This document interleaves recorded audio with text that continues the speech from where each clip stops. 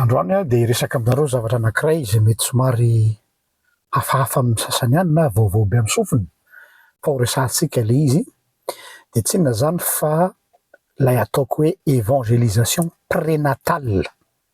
Prénatale henonareo tsara zany hoe any am-boka dia efa azo hitoriana ny filazantsara ny zaza. Nahatonga an'izay déclic zay mazava ny baiko sy ny hafatra izay nanirahana antsika hoe mandehana hitoriany filazantsara amin'ny olombelona rehetra. Ao anatin'ny saintsika ny atao olombelona dia olona efa vorosaina, efa lehibe, manana capacité de compréhension na resaka ozintsika, définition saintsika io zany, izay ny atao hoe olombelona rehetra. Fa ity ny zavatra anankiray izay sareko ny sainareo. Fony mbola nianatra nanohy fianarana tany Strasbourg dia tamin'ny nandritra ny koro fianaranay zany dia nisy pasteur anankiray, collègue mpiara-mianatra avy any Corée du Sud. Dia fanao moa rehefa amin'ny toerana fianarana ohatr'ireny ilay fanontany ao am-pianarana hoe inona daholo ny isam-bolana mankalaza anniversaire-ny mpiara-mianatra. Dia rehefa tonga teo amin'ny toriny dia hoe firy ny date d'anniversaire-nao? Dia namaly ilay mpianatra, ilay pasteur coréenne hoe laquelle hozy izy? Dia gaga be ilay mpampianatra, anganao manana date d'anniversaire maro? Dia anankiroa hozy izy. Dia izy amin'ireo roa ireo hozy izy no tianareo? Dia gaga be ilay mpampianatra, tsy azoko hozy izy raha ihany date d'anniversaire sy anankiroa ny aho hozy izy. Raha ohatra hozy izy ka aty Europe aho hozy izy dia ny daty nahaterahako tety ambony tany entre guillemets zany hoe ny nalatsahan-tavoniny no date d'anniversaire.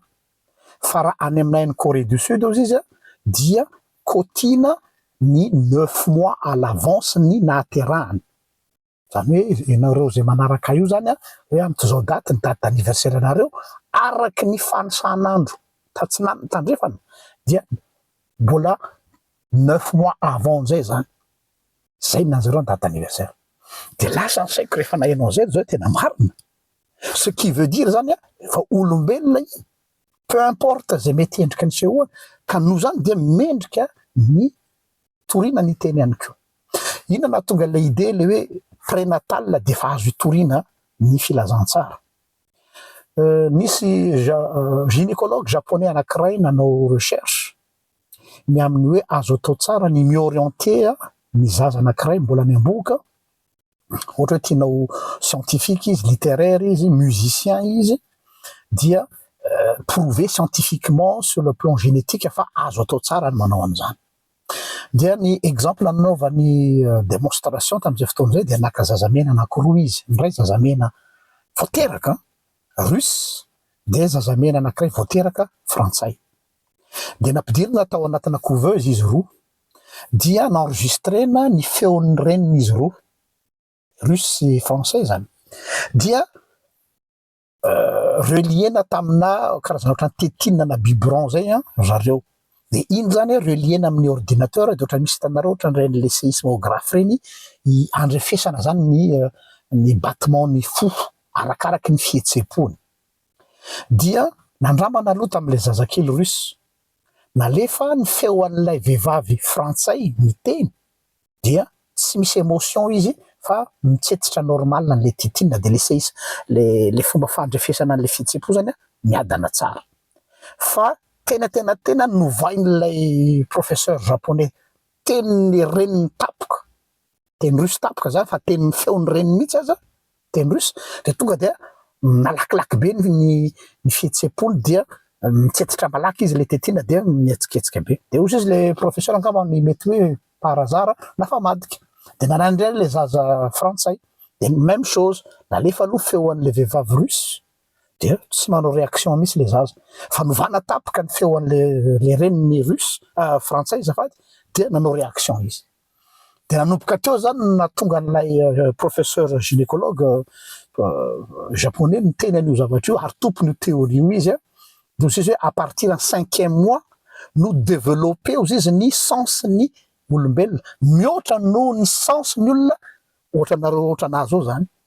Zao mieritreritra hoe za zany zao dia matanjaka tsara ny compréhensionko satria za olo dehibe za nianatra za manana tsy latsaka ny compréhensionko sy ny capacité d'écouteko sy ny capacité d'absorption na information amiko mihoatra noho ny zaza anemboka à 5 mois. Zany hoe tonga de mandray satria ny mémoire atsika araky ny tenin'ny spécialiste, ny mémoire atsika adulte tsy hoe kory hoe feno.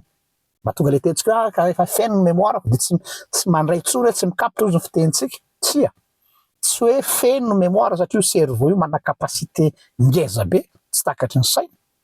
Fa ny problème atsika lehibe dia ny cerveau tsika zany lasa mitrier ny information zay ilainy amin'ny survieny sy ny autodéfense. Zany hoe rehefa misy information be dia be heninao zany a de misivana ny cerveau-nao zay zavatra ilainy de iny ihany no capteny de zay mahatonga anao hoe zay ozy anao ny farany takatry ny mémoire-nao fa ny tena marina tsy zay fa misivana. Fa le zaza à 5 mois de tonga de mi-emmagasiner zay rehetra information omenao azy.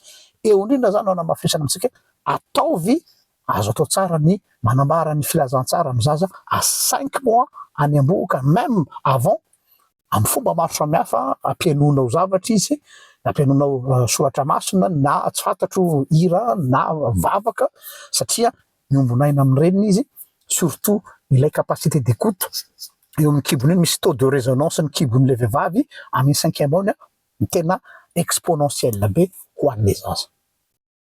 Ka dia faporisiana ho atsika zay mitondra voka sy zay mieritreritra ny mbola hiteraka zay toromarika zay.